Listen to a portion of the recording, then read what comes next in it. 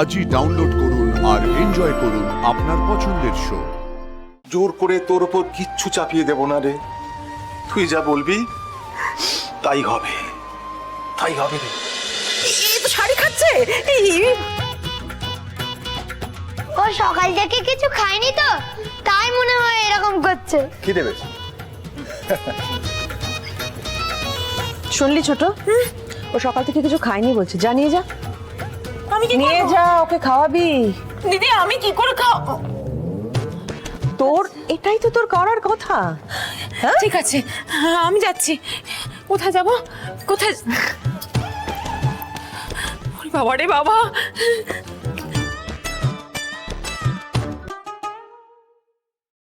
শঙ্কর, তোমার সঙ্গে আমার একটু কথা আছে, এদিকে এসো।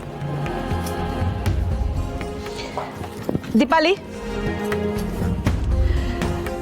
শঙ্কর, তোমাকে আমি কথা দিয়েছিলাম যে তোমার মেয়ের বিয়ের দায়িত্ব গাঙ্গুলি পরিবারের।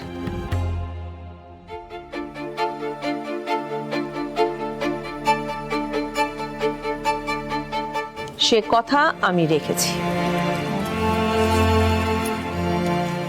এই ছেলেটির নাম রাতুল, কুসুমের জন্য ঠিক করেছি আমরা।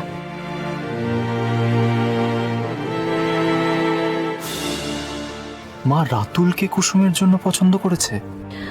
ওর অতীত যা অভিজ্ঞতা সেটা মাথায় রেখে রাতুলের যথেষ্ট খোঁজ খবর নেওয়া হয়েছে।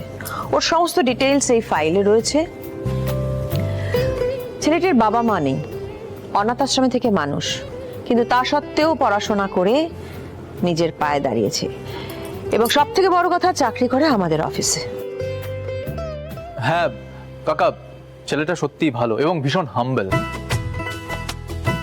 আর সব থেকে বড় কথা হলো যে রাতুলের সঙ্গে কুসুমের বিয়ে হলে তোমাকে ছেড়ে কুসুম কোনোদিন বাইরে যাবে না।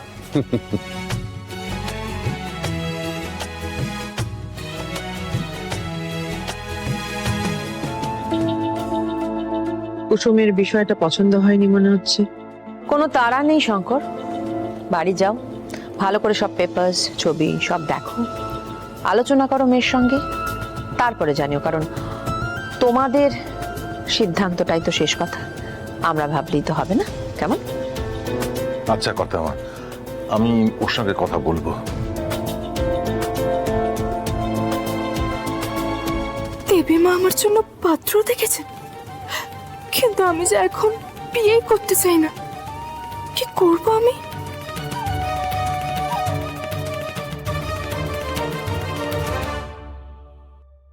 দেবী মার বিশ্বাসে আমি আঘাত দিয়েছি, সেজন্যই তো উনি 7 দিন আমার হাতের রান্না মুখেও তুলবেন না বলেছে।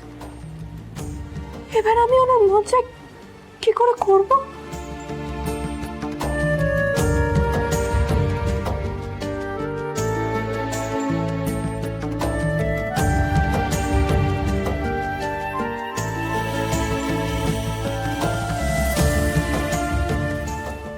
দেবী মা চান আমি রাতুল সাহেবকে বিয়ে করি।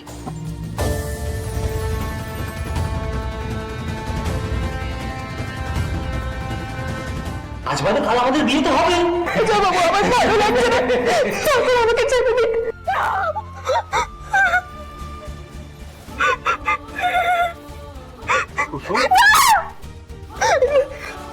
কুসুম কি হয়েছে? কি হয়েছে আমাকে বল। আরে কাঁদছিস কেন? কি হয়েছে আমাকে বল না। বাবা, ও বাবা আমি বিয়ে করবো না বাবা, আমি বিয়ে করতে চাই না, আমাকে দূরে পাঠিয়ে দিও না বাবা। আরে বোকা মেয়ে, সবাইকে তো বিয়ে করতে হয়। আমি বিয়ে করতে চাই না, আমি বিয়ে করবো না। কেন কেন এরকম করছিস মা?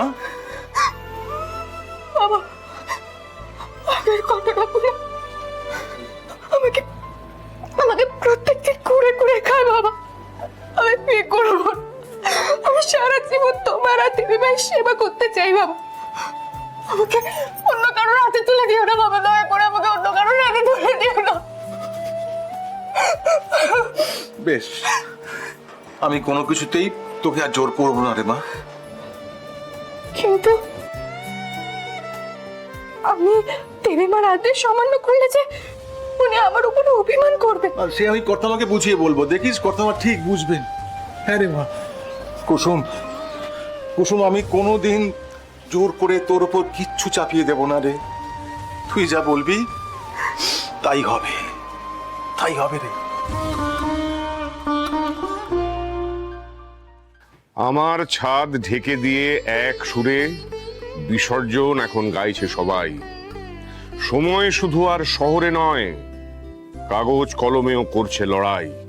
চায়ের কাপের বয়স বেড়ে যায়, ধোঁয়া কুড়োয় বৈরাগী।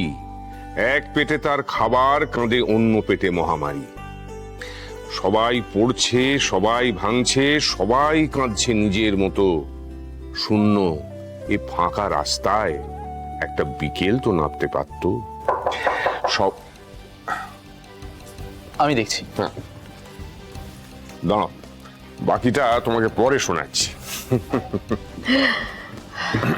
মা, শঙ্কর কাকা এসছেন। ও, ডাকো ভেতরে। কাকা ভেতরে এসো। কিছু বলবে শঙ্কর? আগে আগে হ্যাঁ কর্তামা।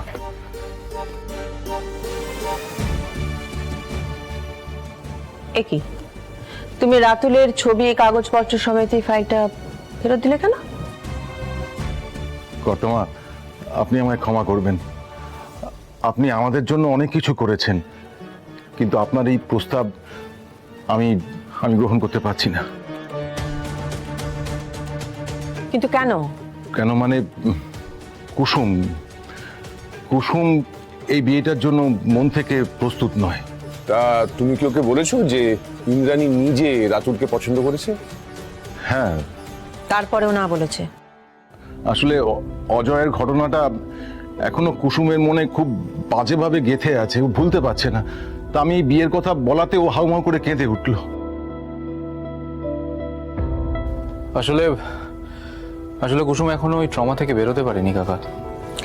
হ্যাঁ আমি জানি এত চট করে সবকিছু ওর পক্ষে ভুলে যাওয়াটা সম্ভব নয়, এটা ঠিক, কিন্তু একটু একটু করে তো ওকে জীবনটাকে নতুন করে গড়তে হবে, তাই না শঙ্কর? আমার মনে হয় ওর সমবয়সী কেউ যদি একটু ওর সঙ্গে কথা বলে তাহলে বোধহয় বিষয়টা একটু সহজ হয়। আয়ুষ, হ্যাঁ মা, তুমি তো ওদের দুজনকেই চেনো, তোমার কি মনে হয়? আমার মনে হয় রাতুল খুব ভালো ছেলে মা। তুমি কি একটু কথা বলতে পারো ওর সাথে? নিশ্চয়ই মা। গাঙ্গুলি পরিবার আমার কাছে ভগবান তুল্য। আপনারা আমার মেয়ের জন্য যা করেছেন আমি সারা জীবন আপনাদের প্রতি কৃতজ্ঞ থাকব। কিন্তু কাকা কাকা তুমি কোনো চিন্তা করো না, আমি নিজে কুসুমের সাথে কথা বলবো। বেশ আয়ুষ বাবা, দেখো যদি কুসুম তোমার কথা শুনে।